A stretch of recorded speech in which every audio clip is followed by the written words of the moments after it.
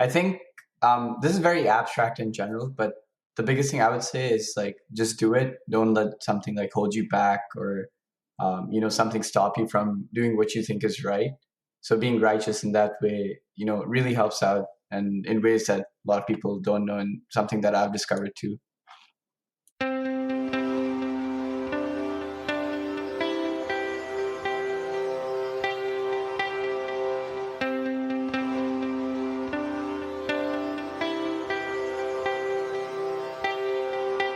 You're listening to Relish This, the Purpose Marketing Podcast. Here's your host, Stu Swineford. Hey everybody, Stu here. My guests today are from the Apollo Foundation, and they have this really cool organization that's touching lives worldwide and really helping to change the way that education is handled for the underprivileged around the world. These are a group of really great go-getter high school kids who decided to create this foundation. And one of the things that we talked about was culture in your organization and how to make sure that everybody is aligned and all driving toward that North Star. It was a conversation that went all over the place in terms of topics, but these guys are doing some really neat stuff. I'm excited for you to be able to listen to it, and I hope you enjoy it. Here we go. Hey everybody, how are you doing today? Good. Great. Awesome. We have the team from the Apollo Foundation on the show today. And where are you guys all calling in from? West Windsor, New Jersey. All right. East Coast. Yep. This episode is going to air in late May or early June. But right now, I think it's probably, you guys have been getting some weather out there, right? Yep. Yeah, it's just been like a constant cycle. Awesome.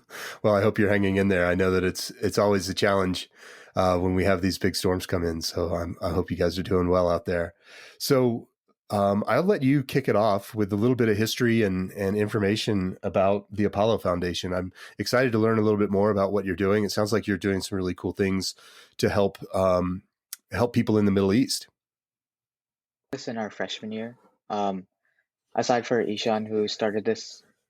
Well, actually, he also started this in his freshman year, but he came in 1 year later. So we started this, and Ishan actually came up with this project called the Roshni Project, which is situated in Bihar, India. And this focuses on providing education for underprivileged students in that area. So that was basically the first project we started off with. And we kind of grew from there, from starting to work with other foundations in different parts of the world.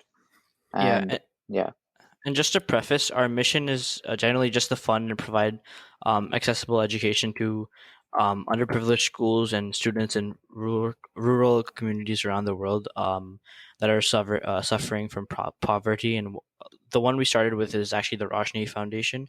It's called the Roshni Learning Center in Bihar, India. And basically, it's a school with 2 branches, and they have around 150 students. And what we do is provide curriculum material, and as well as funds generally for making sure the environment of education is proper for them to learn. Oh, that's great. And it's mostly in STEM, or is it across, all the? At first, we were just doing generally subjects, but we also are doing a project that focuses on STEM and robotics, and Arush can talk more about that.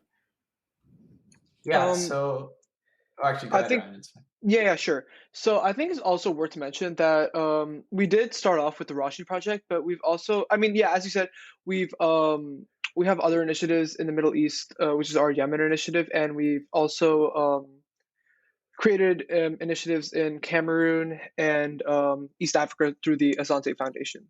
And so now we can have you, Arush, explain more about the robotics side of it. Yeah, so I just wanted to preface really quickly and talk a bit more about the process, because I think it's important to shed light upon that. So perfect. One of the things, so the way we kind of approached this is that we all had this idea that we wanted to really give back to people who don't necessarily have the same education opportunities. and also people that don't have equal access to resources for education. So where the process comes in is not only do we want to provide for these people and these people in need, but we also wanted to bring our local community and some other people from different chapters, which other people can talk about later. So we just wanted to bring these people in and to help with this project. So really, our foundation has three main large wings. We have things for actually supporting these children in schools directly, and this comes from the form of funding and making sure that they have ample resources and whatever is necessary for them. We Okay. also have general things for education, so developing curriculum and making sure that they have the resources, especially if it's in their native language. So Okay. making sure that they can understand all that. And lastly, we have something where we have set up a communication platform for different chapters that we have.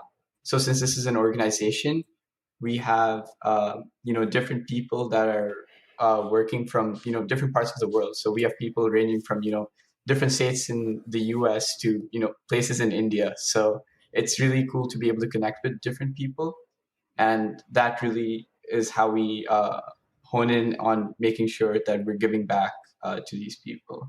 And just to talk one quick thing about the revise before I hand this off to Abhi is we also want to make sure that we're developing their STEM skills a little as well. So not only are we taking the approach of just simple education, making sure that they're aware of different concepts and subjects, but we also want to make it a bit more hands-on, where they have some robotics kits that they can play along with and really develop skills that they wouldn't be able to before. So Great.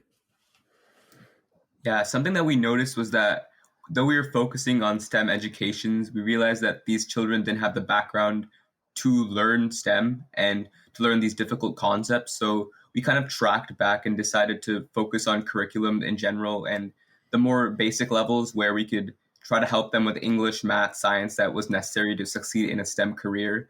So what we tried to do is build a variety of curriculums, and we actually succeeded by getting other people to make them as well. And we were able to provide them with enough information, enough of a base to have them for success in the future. So what we also were able to do, we were able to provide the children in India, the Bahar project specifically, the Roshni project, where we were able to give them this curriculum and then eventually build their foundation into a more STEM-based curriculum. Okay, that's great. At what ages are you guys starting your engagement? Are these grade schoolers? Are they older than that? Where do you guys plug in? It's mostly grade schoolers, I think. Okay, so grade school is the primary initial focus. Yeah, but we also noticed that a lot of the older kids didn't have the same foundation or the things they needed to succeed. So we kind of didn't do it based off age, but based off skill level, because that's something we noticed that everyone was lacking certain things. So we just started people at certain concepts rather than the age groups. Okay, that's really cool. How long have you guys been doing this? For about 3 years now. 3 years, great. So what are some of the successes that you've seen to date? Where are you seeing good traction, and obviously you're getting some great traction because you're expanding into different parts of the world. Yeah. So tell me a few of the success stories.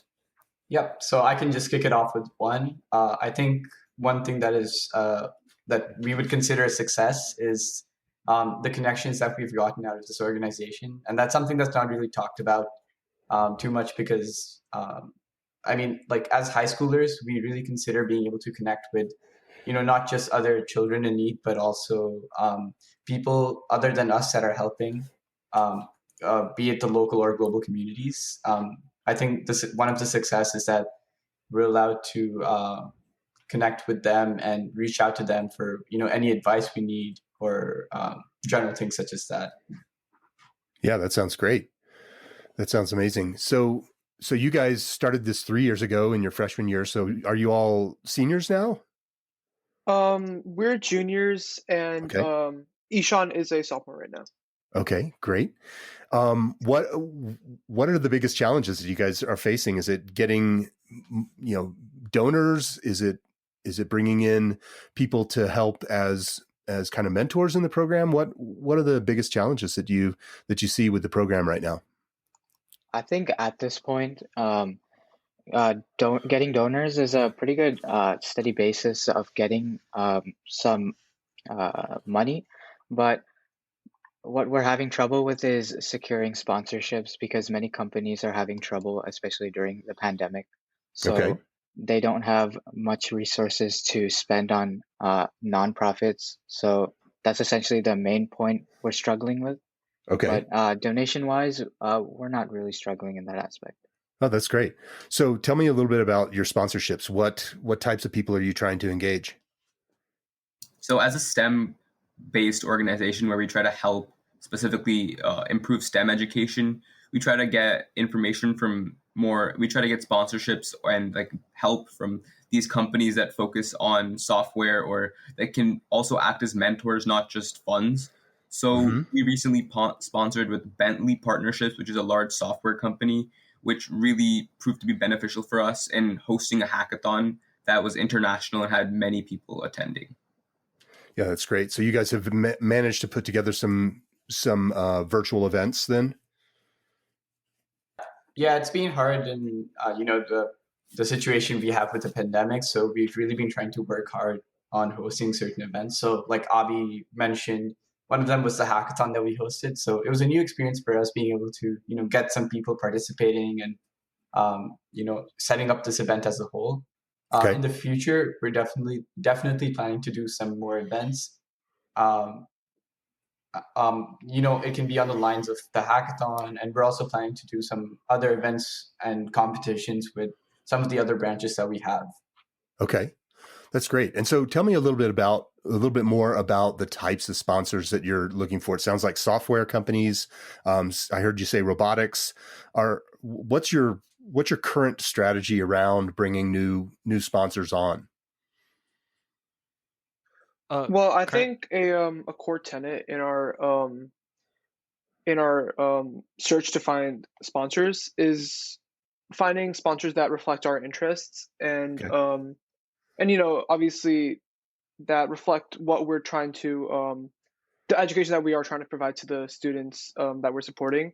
So since we do have a bit of a greater emphasis on STEM and robotics curriculums, we do I guess it's we are accepting of all types of sponsors, I guess, but the sponsors that are most interested to work with us are usually ones that are like you said, software companies and ones that do their work in the STEM fields. Okay. So what's your approach to getting in front of people? Do you have like a fantasy target list that you've put together in terms of like if we could just get these 5 people on board, we'd be thrilled to death? Or how what's your process? It's not really a fantasy list really. Okay. So it's more of us cold emailing and cold calling tech companies near us. For example, there's one that we're looking towards is LSI Next Gen Technologies. Okay. He's actually the CEO is actually good friends with Barack Obama, and what we're trying to do is gain a connection with the CEO as well as try to also use his connections in order to get on a bigger platform. Sure. And sort of speak about our foundation, and that kind of kind of publicity really helps our foundation. We're also looking at companies that have helped First Robotics in the past. And First Robotics is an organization that Arush was talking about before. We partnered with First Robotics teams who compete in competitions across the US and other countries as well. We're looking at companies who are sponsoring them who could also sponsor our cause. And that's and another big thing that's helping us is our volunteering platforms, and Ryan can talk about that in terms of like fundraising in our departments. Okay. Yeah, Let's sure. hear it. Yeah, so we've constructed 3 volunteering departments as part of the Apollo Foundation to manage our volunteers. We have our fundraising department, we have the general outreach department, and we have our operations department. So with fundraising, the main focus is for obviously fundraising and trying to find and create events that we could host as to bring in more money for our initiatives. Okay. So it's sort of like a creative base for any of the major activities. So just the hackathon was a product of the fundraising department that we it was a process. It was a product of the fundraising department that we helped create through that department. And we also, with the other departments, the public relations department, it's mainly based on social media and Okay. trying to get our name out there, in terms of other aspects such as newspaper publications, or partnering with the company. I think we also did do a partnership with Pendley to have a they would be publicizing us as well. Okay. So How's that it's just going? oh yeah. I mean, we're keeping up our social media accounts, and we are. It's the same thing with sponsorships. It's a little bit more difficult to find companies that are willing to publicize us during the pandemic, but we are working through it, and we do Okay. have some exciting projects in store for that. And with the operations department, it's mainly based on it's mainly based on creating the curriculums that we provide for the initiatives that we host in India and Africa and the Middle East.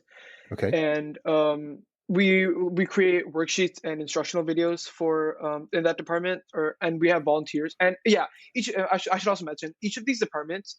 We recruit our volunteers into these departments, and they do and the work of our volunteers is mainly sort of focused and directed into the scope of each department. So Okay, great. So yeah. you're using volunteers to kind of fuel the heavy lifting in each of these divisions within your organization.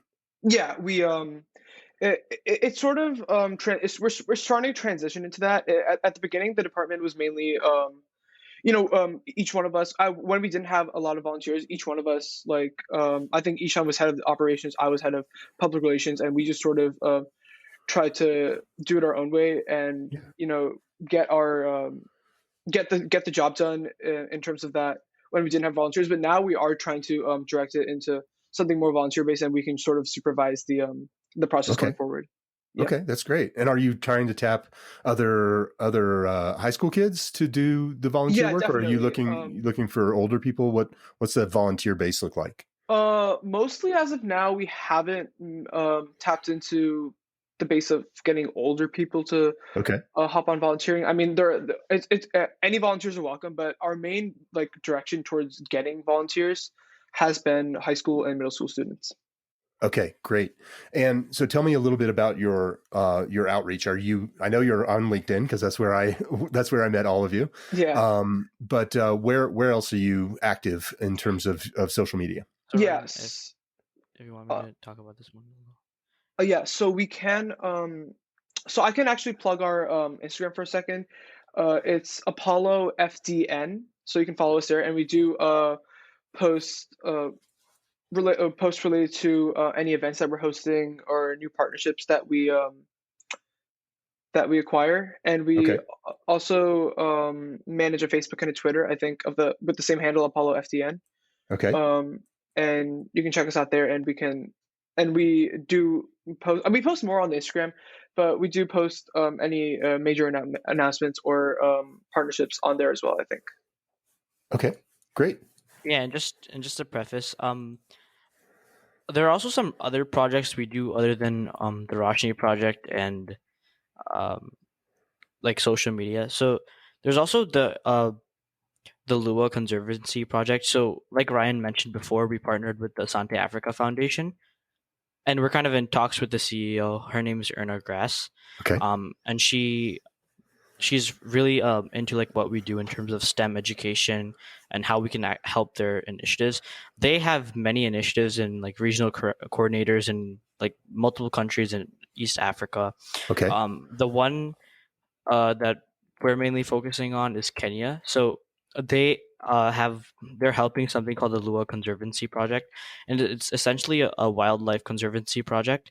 And what they do is once a month they go around a vehicle with suitcases and hand those suitcases out to underprivileged students in the schools that they sponsor. Okay. So it's a wildlife conservancy project, but they also sponsor schools around them.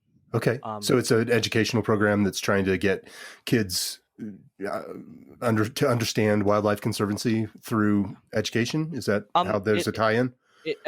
It's not really that much of a tie-in. Oh, okay. It's mainly there are some people from the Sante Africa Foundation who started this wildlife conservancy project. Okay. But they're also sponsoring schools around them in that, Okay. in those rural areas. Okay. So what they do is those suitcases have textbooks in them, ranging from subjects like math, economics, and stuff like that. And what they do is hand out those suitcases, and it's kind of essentially a library on wheels, is what they call it. Okay. So that's a really cool thing. They also help schools in places like Uganda, which we're also looking to reach out to. But Okay. mainly our focus is this Lua Conservancy project and helping them incorporate STEM. Okay, great. So you're trying to come in and help them with curricula. That's sort of where the biggest tie-in happens to your foundation. Exactly. And Okay. and there's also another one in a project in Cameroon. So the school is called St. Joseph Foundation Evening School. Okay. And what we have is we have a regional director there, who's part of our organization and also heading the operations at Cameroon itself. So it's in Yaoundé, Cameroon, the capital, and essentially it's an underprivileged school with around 150 students to 200 students, and they are unlike Roshni and the Lua Conservancy project, they're around 18 years old, 16 to 18 years old. So they're older and Okay. they're kind of around our age, right? So Right. what we're doing is also providing monetary donations to them, Okay. so that we can make sure the building's infrastructure is sustainable and effective for all these students. Our regional director and some other teachers kind of coordinate that school, and they're like preparing the older students for GRE exams as well. So that's a cool Okay. thing. Well, Yeah. cool. I mean, you guys are doing a lot, and it's really inspiring to talk with some, younger people who are just getting after it. You're kind of all over the world. You're doing a ton of things. Let's step back for just a minute, back to the question of engaging with potential partners and potential sponsors. So it sounded to me, or at least what I heard, was that you guys are doing a lot of cold email and cold calling. What's that process look like? Are you pitching immediately, or are you just trying to get build relationships? How are you approaching that acquisition? Yeah. So I think the general process with and Abi, you can piggyback off me for this as well. So the general process for connecting with either cold calls and cold emails, like you mentioned, is that we generally try to make use of our personal connections a Okay. lot, since we have a lot of people in our foundation, and then we try to branch off to other connections that we have on different social media applications or platforms such as LinkedIn is one of Okay. the most commonly used ones for us. And based on that, we can connect with these people and sponsors. And that's the general process for what it looks like. So really it's making use of personal connections first and then branching out to, the external domain, which is what we call it. And Abi, if you want to talk more about this. Yeah, more on the small scale, specifically for our specific headquarters of Apollo Foundation. We try to get our volunteers to also cold email and cold call, just sending emails like, we were wondering if we could have a call with you and to discuss further ideas, or talking specifically about getting sponsorships and what we do. So Okay. it's really per se inefficient, but we have had some success rate with it. So that's the only way we know how to do it, and we continue to do it that way. But we are looking to hopefully expand and find ways to increase our efficiency in getting sponsorships. But obviously, especially in this time, people don't want to exactly sponsor when they are struggling in their own businesses. Yeah, for sure. So it's an interesting time. We work a lot in the nonprofit space, as you might imagine, and we've seen kind of both sides of it in terms of the willingness for people to come on and support a nonprofit organization, and then some of the challenges associated with that as well. One of the things, and this is anecdotal, but certainly one of the things that we have seen is some nonprofits are having pretty good success with getting a lot more engagement on a smaller level. So people are wanting to participate, but they just aren't participating in, like the multi 5-figure or 6-figure donation level or sponsorship level. So that provides a couple of opportunities. And the first one is just in this list building phase. And so what I think would be interesting for you to consider is, instead of going for the would you like to be a sponsor type of ask in those initial conversations, slow that down and really come at this from the idea that relationships are what you're trying to build. And relationships are built by having lots of interactions over a period of time. So, just like when you meet a new friend, a lot of times people click immediately and away you go and you're best buddies. But most of the time it requires a few interactions. It typically requires, seeing them in the hall or meeting them for something after school or seeing them online and then doing that several times. And then you kind of build a rapport and and you're establishing that relationship. And it's the same with marketing and the same with building these sponsorship type of engagements. So what I think I would suggest, and I think you're positioned pretty well, given that you guys are all in high school, is coming at it from a position of asking people who have a certain amount of expertise in a domain that fits with what you would like to be in terms of a sponsor. So, for example, find a bunch of robotics companies and reach out to them and just ask them a domain-specific question about robotics, about how to get a career in robotics, about things that you wish kids coming out of high school or college knew about robotics, and start to create and build that relationship from that position of curiosity and intentional authenticity, as opposed to jumping immediately to the would you like to be a sponsor, and that's that kind of this nurturing phase. It's this it's this first phase of engagement where you're really trying to just build that relationship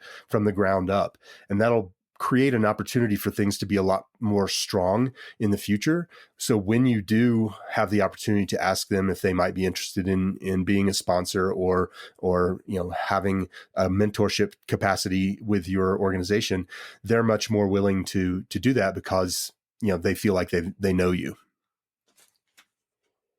Yeah, I think that advice is very important. I think that's what we saw with Bentley Systems as well. So I think that was one of the first sponsors where we first invited them to our event to show them what we've done so far in our progress and connect with them at a more personal level. After which we asked them for promotional or monetary based sponsorships. So I think that advice definitely carries through, and it would be much better if we implemented more of that. Yeah, and it's really great if you can tie in what they're doing to what you're doing in terms of giving them something to talk about. And this goes for PR as well. So if you're looking for what's called earned media, which is where you go out and pitch a story to a newspaper or an online publication, really getting a story that people can wrap their arms around helps a ton when trying to get somebody to even just help you with reach. So essentially, the Berkeley organization, that's the name, right? Bentley. I apologize. Sorry. Bentley. Yeah. it was Bentley. Yeah, my bad. The Bentley organization, if you can kind of feed them stuff to use that has a tie-in to what they're doing, that brings your name into the mix, that they can then share with their wider social media audience, just smoothing that transition and giving them that runway is really effective. Yep, for sure.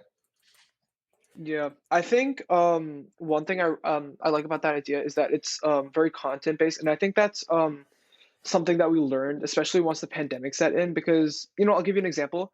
Before before, like, I think it was around February and March, when COVID was first starting to be a thing, we were Mhm. planning an in-person hackathon Okay.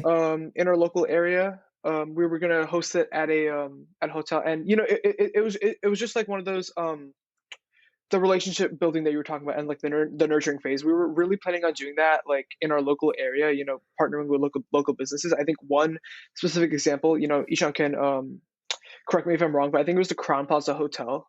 We were going to Yeah. yeah, it was the Crown Plaza Hotel. We were going to host the event at, and I mean, that would have been a great example of something that um of an organization that we could have partnered with, or because we had a relationship. We were talking back and forth with one of the representatives Right. at the Crown Plaza Hotel, and we were planning on hosting our event there. And that's, I mean, I guess that's, I mean, I would imagine that's what you mean by building friends, and creating the rapport that we need to garner sponsorship and stuff. So Yeah. Yeah. So the other thing I would add to that is to make sure that particularly those relationships that you're building in terms of the social media impact, are aligned with the target audience that you're trying to hit. So, though I think it'd be an amazing thing to mention that hotel in some of your activities on, particularly on social in, Instagram, Facebook, and Twitter, ask yourself whether or not the people who are following them are the people that you necessarily want to get in front of. And that doesn't mean that just general reach isn't a good idea, because obviously there's a real benefit to that.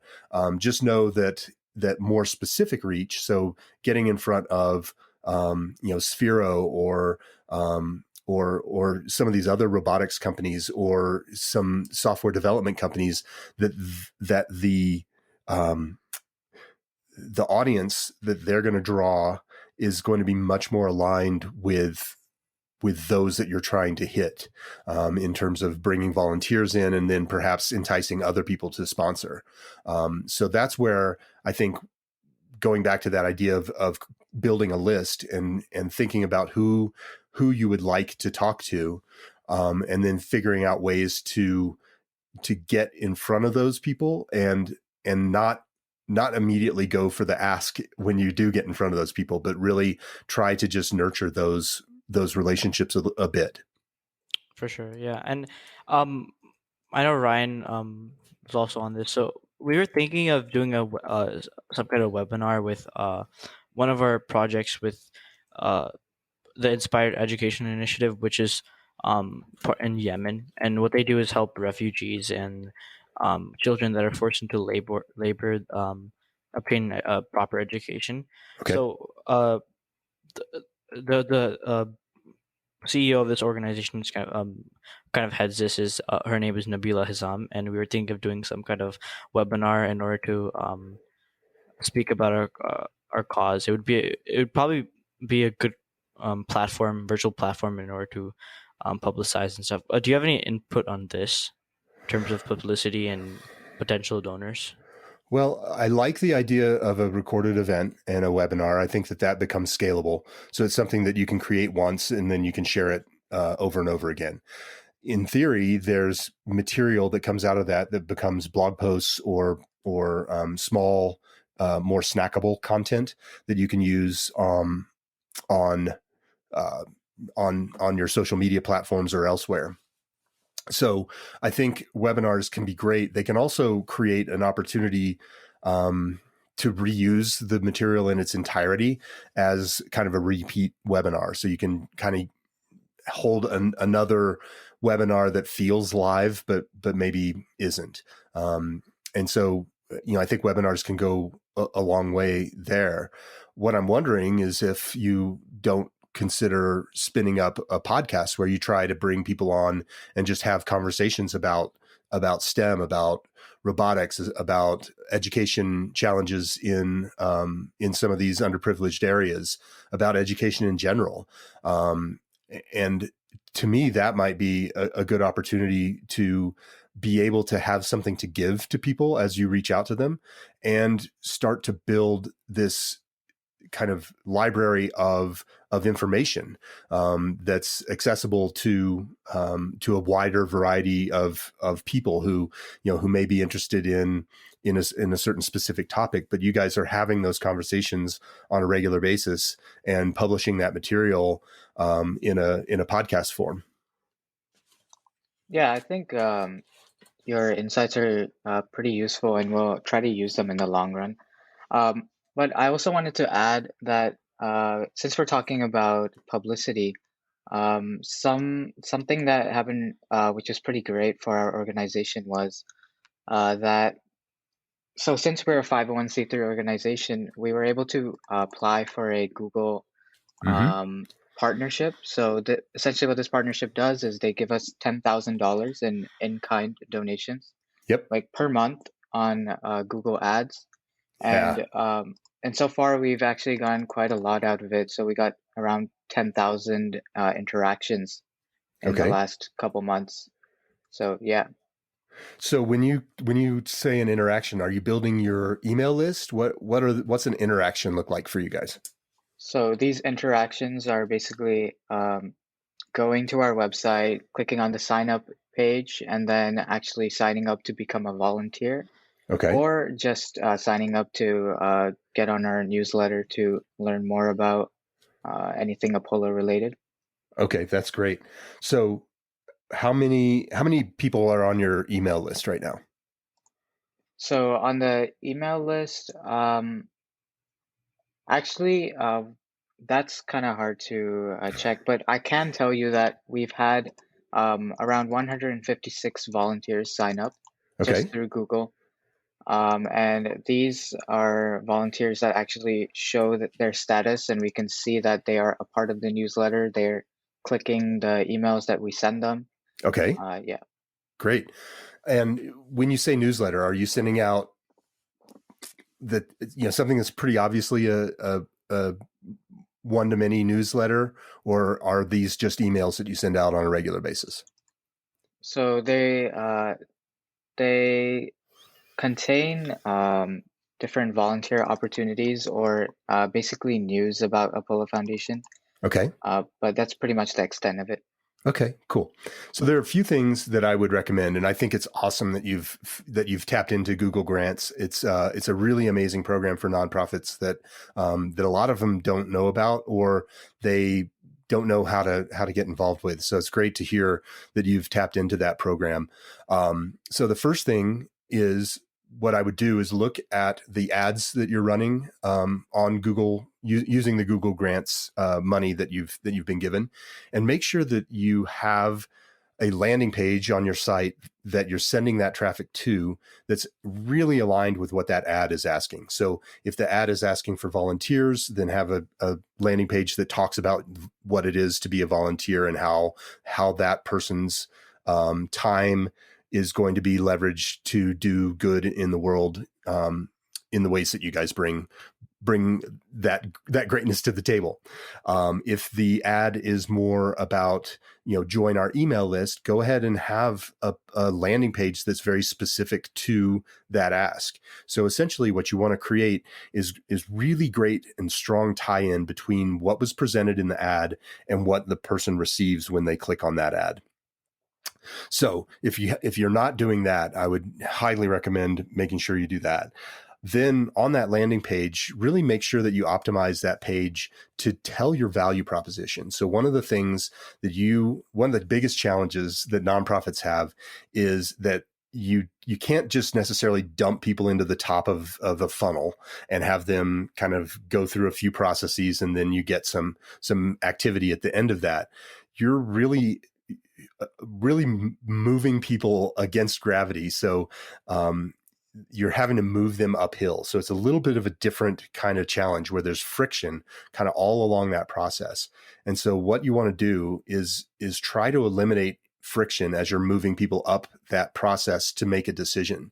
And that friction can be like what I said, if there's a disconnect between the ad that they saw and the landing page that they get, that's a friction point that you can kind of, you can reduce that friction there just by making sure that there's a good tie-in between those two actions. Once they're on the landing page, you can reduce the friction by getting rid of distractions in terms of, are there other things that you're asking people to do? Are you asking them to donate or to go look at the leadership team or any of that stuff? If you just strip all that stuff away, that reduces friction and allows people to move up that ladder or up that mountain a lot more effectively until they take that action. And then, one of the things that you want to do as well is just make sure you tell that value proposition story. Why should people engage with your organization over all of the other opportunities that are out there? And tell that story in a way that places them in the position of the hero. So really make it understood to them why their involvement, whether that be a donation or a volunteer position or coming on as a sponsor, why doing that with your organization is going to make more of an impact than doing it with any of the other organizations that are doing similar things to what you are up to. Yeah, and that really makes sense because I guess that also ties into contacting robotics and STEM companies who would actually play that part in terms of us buying those robotics kits for kids in Roshni and stuff like that, because we can really connect to them to what they do. Yeah, absolutely. If there are, so that's where relationship building is great. And we have people come to us wanting to help us advertise or make an impact, and they'll ask me a question. Well, do you want to be known nationwide, or do you want to be known locally? Where are you trying to land? And I always start small. I always start with things that enable me to have some kind of a connection with people. So for example, if I'm trying to run a new campaign, I'm probably going to start here in the Denver or the Colorado area because that's just an immediate differentiation, and it's an immediate commonality that I have with the people that I would be reaching out to. So, it's just natural for me to say, hey, my name's Stu. I have a digital marketing agency called Relish Studio. We're here in the Colorado area, and I noticed, and we also work with nonprofits here in Colorado.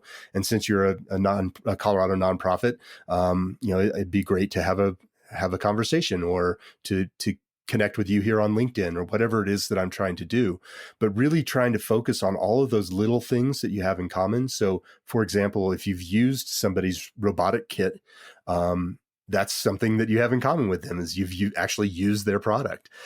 So just figuring out all those ways. And again, it's all about kind of reducing friction and creating opportunities to build relationships. And so just thinking about all those ways where you can get just a little bit of a foot in the door, that it goes a long way. Yeah, I think these ideas are really great, especially for the long term. And I think that after this podcast, we're going to go back and try to change our strategy to implement these ideas, especially in our volunteers who do a lot of this small day-to-day stuff for us. So the connection wise and stuff, we're going to try to implement these strategies, and I think they're really helpful.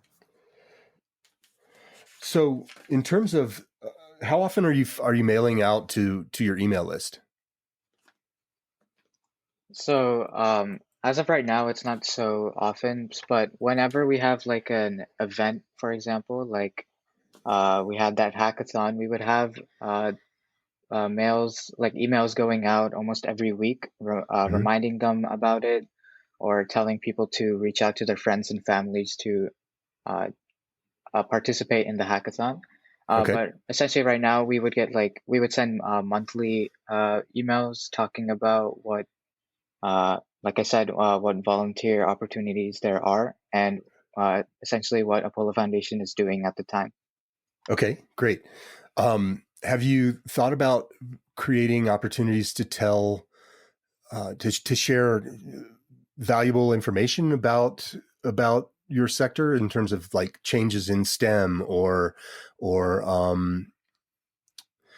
new technologies that are coming online for kids to learn more effectively in rural areas or things like that? So instead of being so focused on news that's all about you, trying to flip that narrative a little bit and make it informational and value driven for the audiences that you're engaging with. Great, because I think that might be a way to ensure that your that your emails, they become something that people look forward to and that they really want to engage with. Yeah, that makes sense for sure. And would you say we need to change anything in terms of how often we send those emails? Well, one of the things that we've been doing, and we see this as valuable for nonprofits in general, is creating opportunities to send emails that tell one story. So one of the things that newsletters tend to do is they usually tell a variety of different stories. And so within that newsletter, there might be 5 or 6 things that you're talking about, or 5 or 6 actions that you might be asking people to take, whether that's go read more about this initiative, or donate, or or find out about the hackathon that's coming up in a few weeks.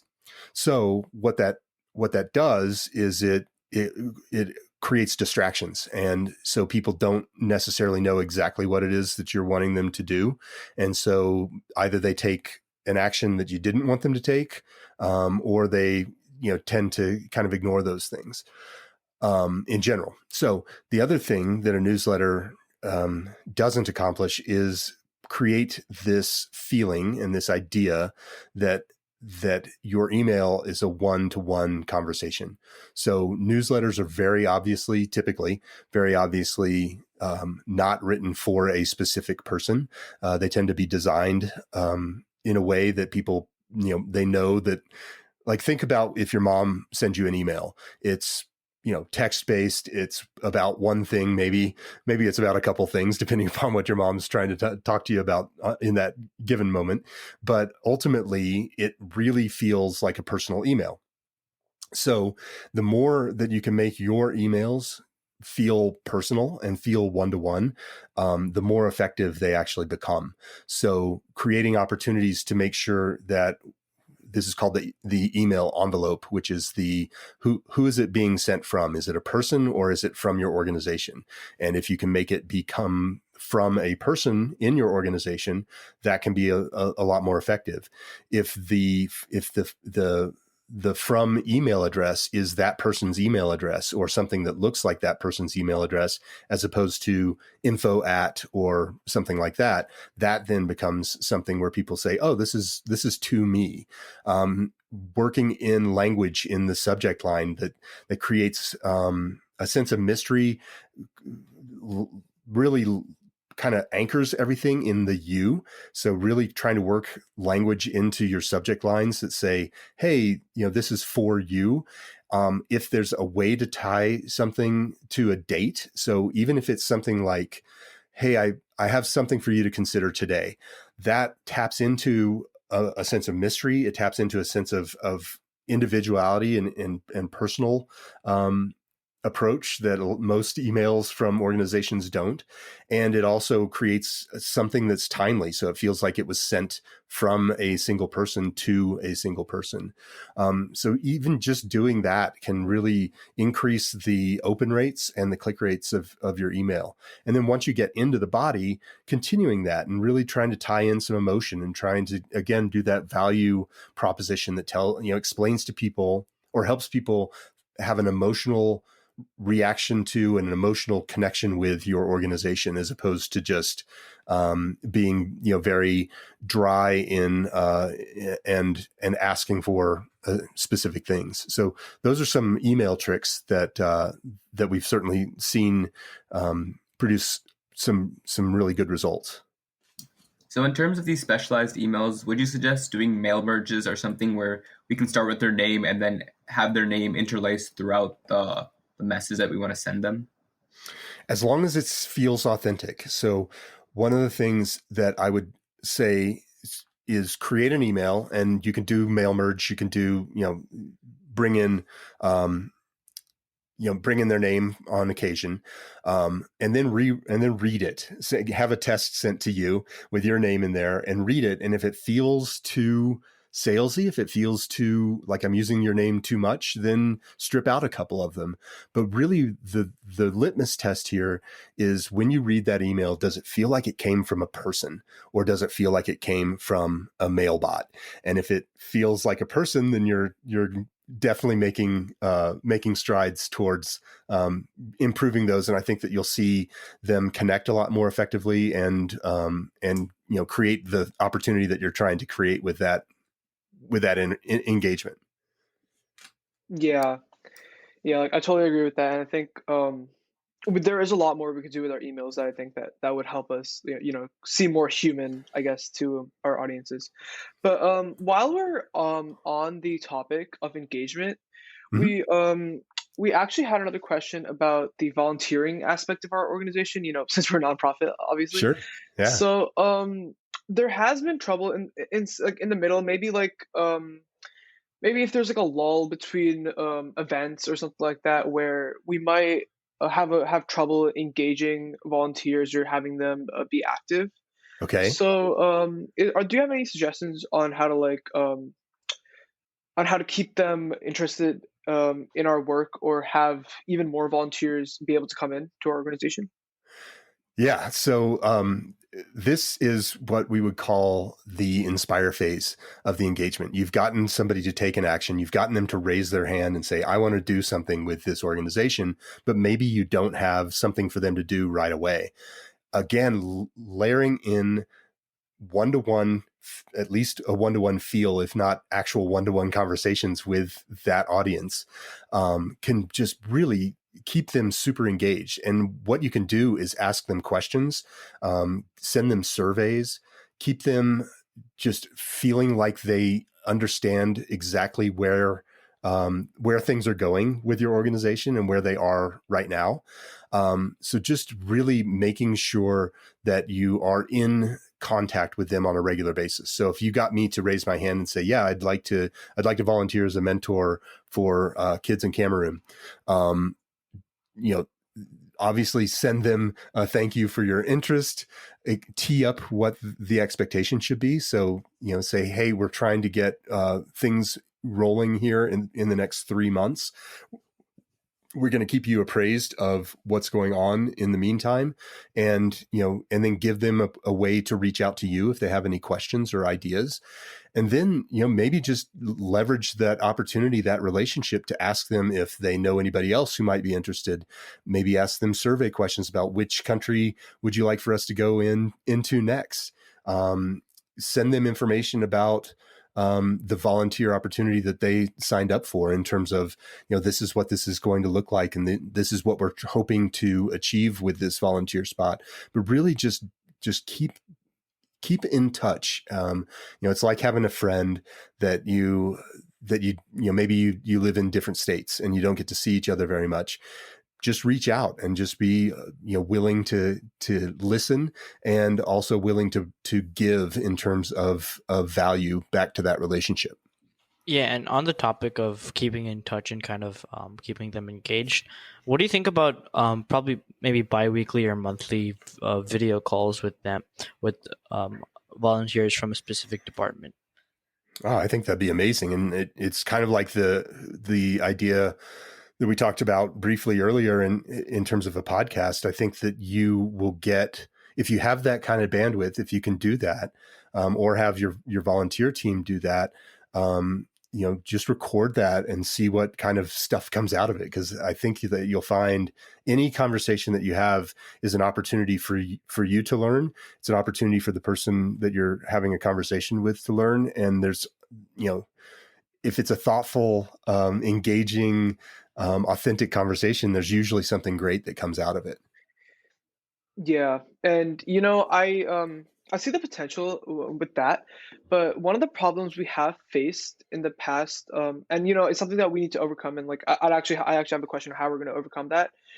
Since a lot of our volunteers are high school students, Yeah. or middle school students, they do see the Apollo Foundation, volunteering for the Apollo Foundation, as somewhat of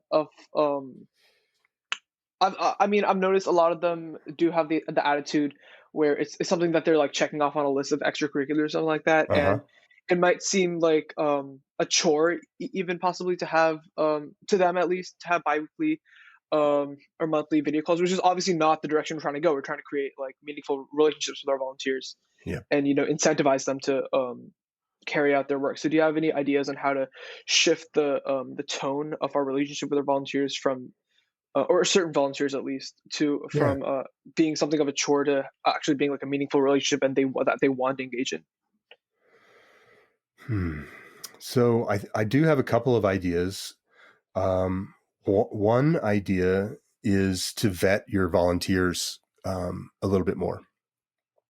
So instead of just letting anyone and everyone who checks the volunteer box become, a volunteer, have some sort of a process or some sort of an interview or some tasks that are required to become a volunteer. So basically, what you're doing is you're lifting up the idea of what a volunteer is to the organization and what the volunteer should expect out of their engagement, as well as what the organization should expect out of the engagement. So just making sure that you create some kind of a process by which people go through a series of questions or steps, or submitting something. Just make it a little bit of a roadblock, and certainly you'll reduce the number of volunteers, but I think your volunteer quality will go up, and that group will also be able to make recommendations or introductions to other volunteers that would be of a similar quality and have a similar mission in terms of wanting to make the world a better place, not just check a box to get into college. Did that answer your question? Yeah, yeah, I think like vetting them is a good idea. I mean, obviously, yeah, the number of volunteers is also like a point of contention, but obviously there has to be a balancing factor between quality of volunteers and number of volunteers. So Yeah. I think that's definitely something that we're going to look into incorporating into like how we recruit our volunteers. Yeah, it's just a matter of if you had 10 great people versus 100 people who weren't well aligned. One of the things with running a business and an organization like yours is actually a business. But one of the things to consider is the overall culture. And if the volunteer experience, for whatever reason, particularly if there are some volunteers that aren't pulling their weight or are weighing things down even, those can really have a negative effect on the great volunteers that you have. So building and creating an organizational culture that is inclusive and is passionate and really comes back down to the idea of core values in terms of what you're trying to achieve, and making sure that when you bring people on, so let's consider volunteers as hires. So as you're hiring these people, that they're going to be a positive influence to the overall culture of the organization and lift the whole thing up. Yeah, I think that we need to do that in the future, because obviously some of our volunteers, they don't put in much effort, or they're just part of the club to be part of the club. Right. So I was wondering if you had any advice on specifically trying to filter out these people that we currently have, or trying to ensure that these people are more active. Well, it's a little hard to ask people to do things sometimes for when they're doing it for free.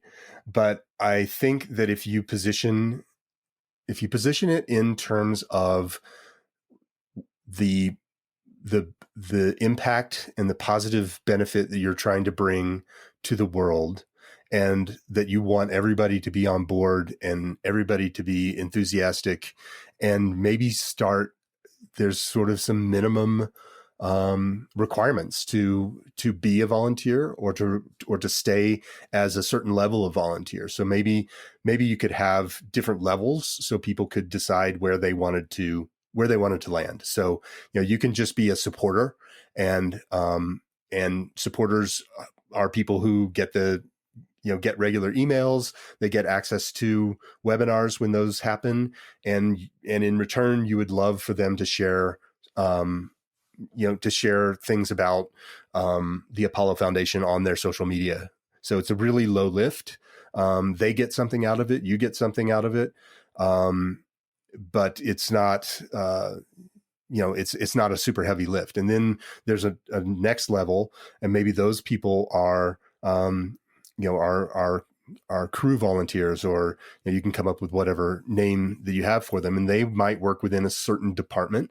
The expectation might be that they could get, a letter of participation from the organization, or they could log volunteer hours, and then just come up with what those expectations are. Then you could have crew chiefs, and those people would have, a different set of expectations and would get a different set of value out of it. But ultimately, trying to figure out how to create a structure within the organization that allows people to engage at the level that they're comfortable with. It allows you to create incentives to boost people up to different levels if they're doing good work. So if you have someone who's on a crew and they're just killing it, you can say, hey, we really would love for you to be a crew chief. Would you be interested in that? And then that way there's ways to escalate. Yeah, that makes sense. And just a preface, like Ryan said before, we kind of I know you mentioned departments. We do have 3 major departments, like Ryan said: Mm-hmm. PR, fundraising, and operations. And operations is sort of helping with the initiatives and making curriculum Right. for the projects. So within those departments, we obviously have department guidelines, and we have guidelines for each role that people are able to go into. Right. And these roles are not kind of level based, but what you said, like there should be like levels. Like there should be like a social media volunteer, for example, who's just a supporter, and then it goes all the way up to someone like a department chief, like you said.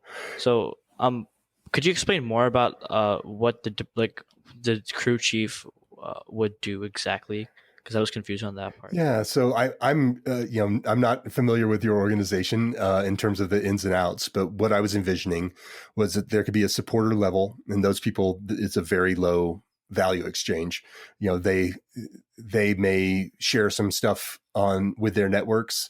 They may talk nicely about you guys, and then they get some sort of supporter recognition. And then if they wanted to be a volunteer, they could come on, and let's say they're a volunteer in the PR realm. Maybe to be a volunteer, there's a requirement of minimum number of social media posts done every month, or you basically set minimums. And then for a chief would be somebody who would basically be kind of helping to manage those volunteers. So that allows you and the core group of guys here who have created the foundation, that allows you to stay focused on that high level stuff that brings a lot of value to the organization, and lets you have somebody more in charge of that day-to-day operation stuff that keeps the engine running. So they're putting fuel in the tank, and you're building the car. Yeah, that makes sense. Yeah. So if Ryan wants to talk to this, but currently we don't have roles. So what you're saying is essentially have roles in order for them to even stay engaged and stuff, and give them some more responsibilities rather than just kind of spoon feeding them. Well, yeah. What I'm hearing is that you have a problem with some volunteers that maybe aren't pulling their weight. Yeah. So what that can do is, that can create a pull on the volunteers that are doing great work. If they're out there trying to get Susie to engage, and Susie's not doing what she's supposed to be doing, and Laura is out there working her tail off to try and promote the organization, and there's that visibility into that. Then Laura might start to think, well, why am I working so hard on this when when someone else isn't. And one of the things that it's a harsh reality, but it is, kind of part of the business world is not everyone's a great fit. And the saying that you hear a lot is hire slow and fire fast. There sometimes is nothing more destructive than a bad apple in the mix. And so if you take your time hiring, so if you take your time vetting your volunteer base, or even your sponsors, making sure that your sponsors are really aligned with your mission. But really taking that time to vet people and to ensure that you're bringing on the people who are the right fit. And then if you discover that they're not the right fit, figuring out how to remove them from that bushel as quickly as possible.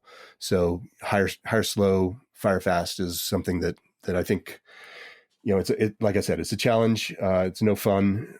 That HR piece is always interesting, but that's something that if you could kind of take it to heart, I think it'll be good for your org. Yeah, definitely. And like you said, I mean, would it be efficient to create a HR department in that case? I think eventually, yeah. Right now, you're probably, that's probably a little bit of overkill. It could be just housed within ops, but eventually, maybe if you get, when you get big enough that you're dealing with needing to bring people on the team, either here in the States or internationally, I think that an HR department is something that you'll find it becomes, almost necessary. Yeah. And sort of the last thing we had in terms of volunteers is how exactly to push out assignments and, if not assignments, have them do stuff like in their department or role. Yeah. I think setting expectations early is the first thing I would do, in terms of just making sure that people understand what they're volunteering for and set that expectation. So if you can figure out what the goals are for each of the departments that you're getting volunteers to be part of. So whether that's, part of this is that you attend video calls once a month or once every 2 weeks. And certainly, we need you to be there as often as possible, with the idea that you can't miss more than 2 in any 6-month period, or, just basically just teeing up what your needs are for each of those departments and what the goals are so that you can have something to drive toward. It's hard to steer a ship if you don't know where you're going. And so really just teeing up where you're trying to go, and that'll do a lot to get things going the right direction. Well, I can't believe it's been over an hour since we first started talking, and I appreciate you guys bearing with some of the technical challenges we had there at the start. How can people find out more about Apollo Foundation? What's the best place for them to go? Yeah, Yash, if you want to talk about that. So wait, sorry, could you repeat that? Where's the best place for people to find out about you? So the best place for someone to find out about us, actually, I think it would just be through Google as of right now, to be honest, because And our website, of course, like apollofdn.org. yeah, so And once you search anything up related to volunteering, you would get a link to our website, and then on our website you could learn quite a lot about Apollo Foundation, our volunteers, our partners, and also our chapters, if anyone would be interested in starting a chapter. Yeah, and if you'd like to contact any of us, our emails, I'm sure Stu will put our name, our first name, last names in whenever we push out this podcast. It's for example, Yasha Bianker, first name, last name, at apollofdn.org. Fantastic. So if you'd like to email any of us individually. Cool. Or collectively, it would be contact@apollofoundation.com. Awesome. I will share that link. So I like to end all of my shows with a the idea of action. I really love having these conversations and hope that you guys have gotten a lot out of this and have things that you can act upon. But if you were to have our audience who's listening today take any sort of action to make the world a better place after listening to the show, what would you have them do? I'll let you guys just kind of go in any order that you feel like you'd like to answer. I think this is very abstract in general, but the biggest thing I would say is like just do it. Don't let something like hold you back or something stop you from doing what you think is right. So being righteous in that way, really helps out, and in ways that a lot of people don't know, and something that I've discovered too. I think if I had to give my 2 cents on the matter, I think it'd be to check in on the people close to you and the people that you care about, because trust me, they'll appreciate it a lot more than you think. Awesome. Yeah, and if I had to say anything, it would be go for whatever you're passionate about. For example, when we were all from India and we saw all this poverty and the inability to access education, and we thought that we could truly make a change, and here we are now starting this up. We started it up, and don't be afraid to start it up and do something for the world. Yeah, what I thought my advice would be that there's always going to be 1,000 reasons why you shouldn't do something, but you should be the one reason why you do start something, and be the reason that those 1,000 reasons don't exist anymore. Yeah, and so essentially, if you have any problem in your community, for example, you should be the first person to go ahead and try to fix that problem instead of waiting for someone else to fix it, or not just your community in the world, perhaps. But yeah, that's pretty much it generally.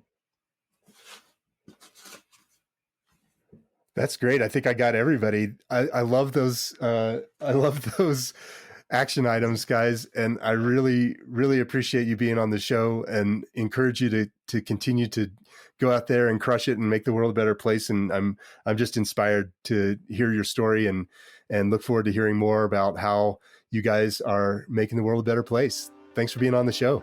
Thank you so much for having us. Thank you so much. Thank you. Thank you. All right, there you have it. Another great episode of Relish This. Thanks for listening. If you would like to learn more about how to apply the audience engagement cycle to expand your organization's mission, there are 2 things you can do. Right now, you can go to missionuncomfortablebook.com to download a copy of my book. And while you're there, you can get your purpose-driven marketing score to see where you can unearth some gold for your organization. If you'd like to listen to back episodes of the show or sign up to be a guest, go to relishstudio.com/podcast. That's it for this week. I'll be back next week for another great episode of Relish This.